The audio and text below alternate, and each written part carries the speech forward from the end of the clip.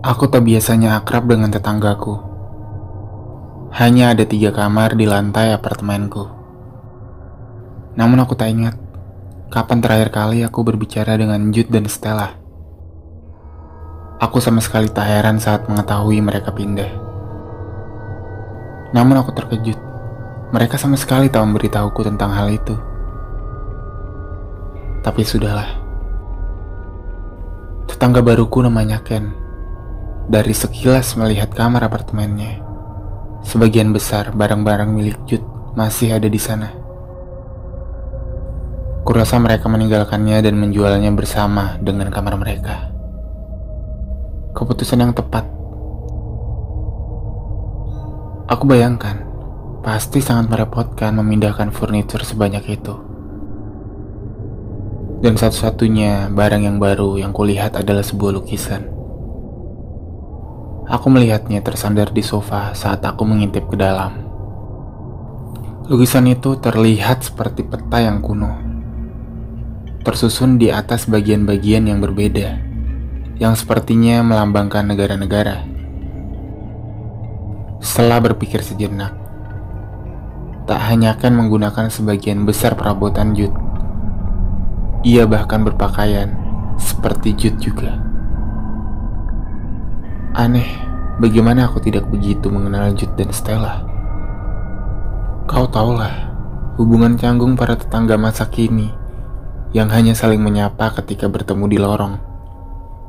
Kadangkala kami berjanji untuk mampir dan ngobrol, namun itu semua hanya basa-basi semata. Ken berbeda.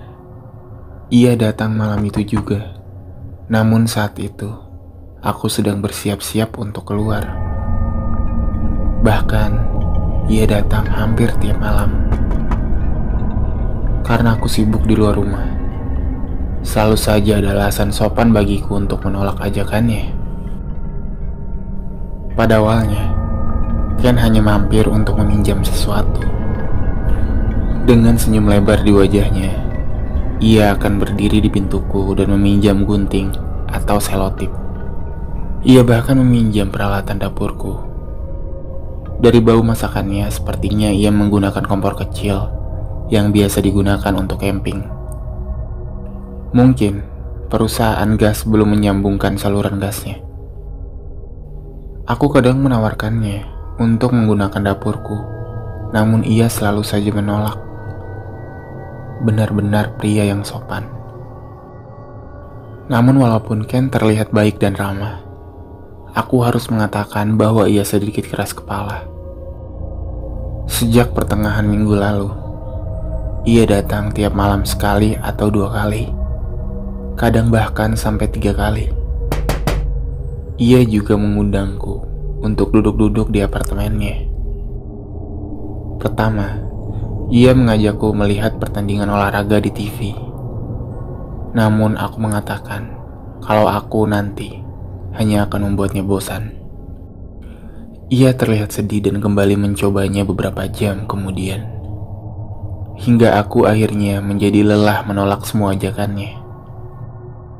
Akan tetapi, semua alasannya menjadi aneh dan lebih aneh. Ia mengundangku melihat film.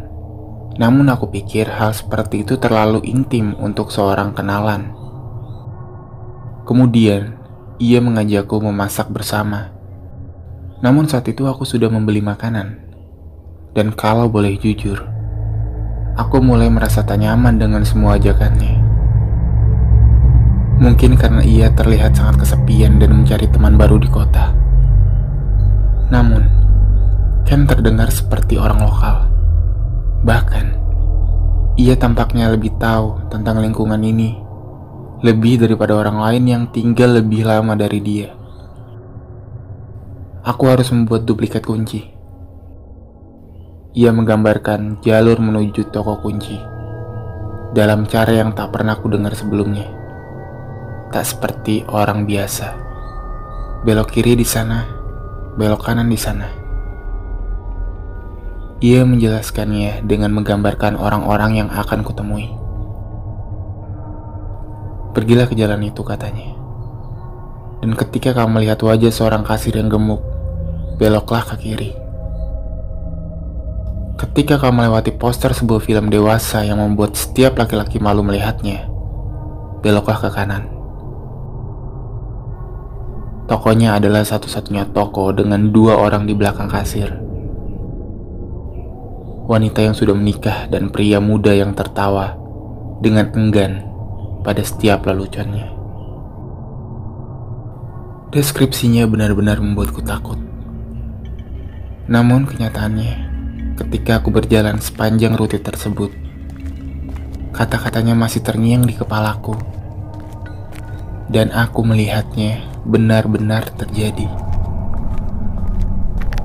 Waktu di mana wajah seseorang petugas kasir yang gemuk.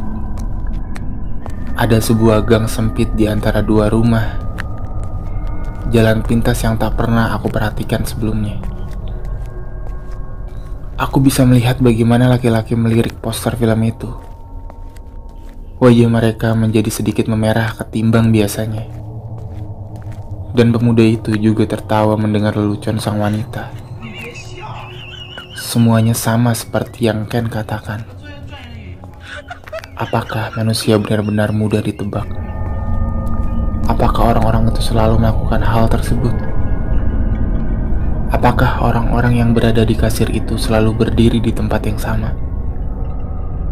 Ken menjadi lebih keras kepala sejak saat itu. Seakan ia sudah merasa bahwa ia mulai kehilangan kepercayaanku. Kemarin ia datang hingga 3 kali.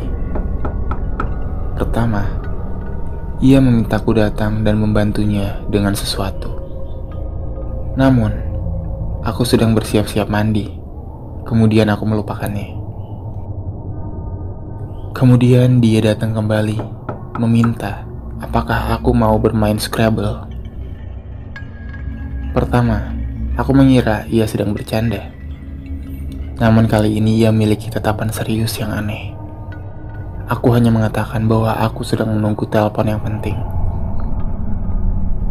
Ketiga kalinya adalah ketika aku sudah bersiap-siap tidur. Entah bagaimana aku mendapatkan kesan bahwa ia berusaha masuk ke apartemenku. Ia masih ramah dan sopan, namun agak memaksa. Ia bahkan bertanya, apakah ia bisa mengambil fotoku.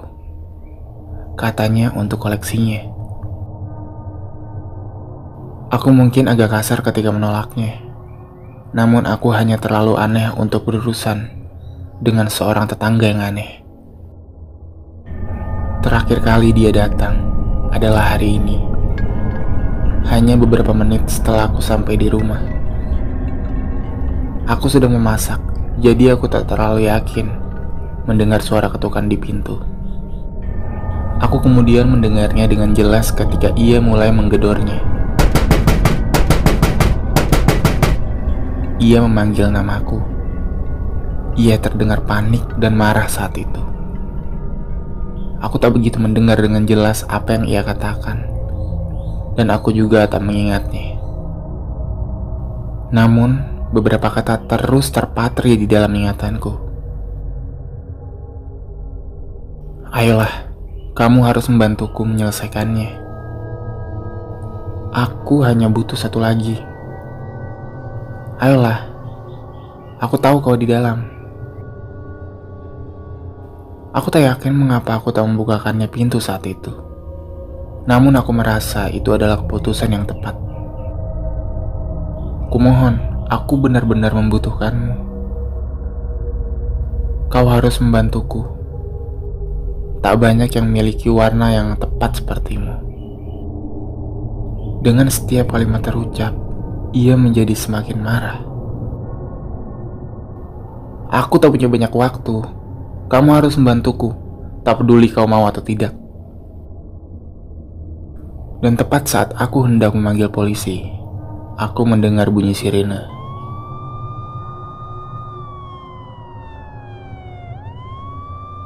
Aku langsung membeku di tempat. Begitu mendengar suara sirine itu semakin keras dan menyadari bahwa mereka menuju ke apartemenku. Sementara itu, pintuku bergetar karena seseorang di luar berusaha mendobraknya.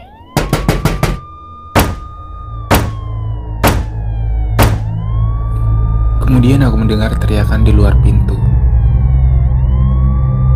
Bel pintu berdering terus-menerus.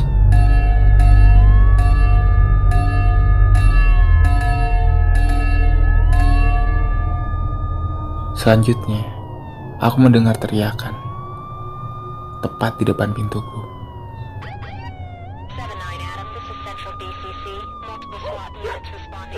Aku bahkan mendengar polisi berteriak mengenai suatu tuduhan pembunuhan.